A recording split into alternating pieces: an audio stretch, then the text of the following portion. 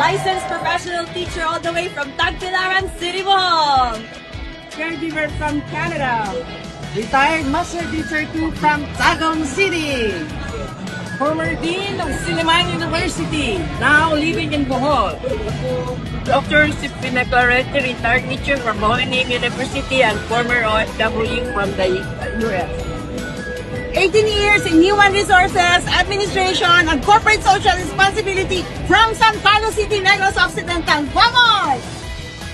Senados, retired midwife from the city government of Davao, 43 years in service.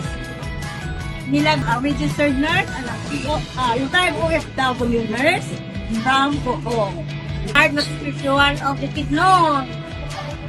Retired Training Center Superintendent 2 and Center Director of DE, ATI, Regional 7, Region 7 from Corilla, Bohol. Retired Supervising Administrative Officer, San Carlos City, Negros Occidental. Vamos, San Carlos! Hi, I corporate executive from Victoria's Negros Occidental, Sugar City of the Philippines. Typical Sergeant got po all the way from the summer capital of the Philippines, Baguio City po, Philippine Arbor. Mechanical engineering student all the way from San Juan, Sherpa Yunis, Bohol. Fatima to General Santos City.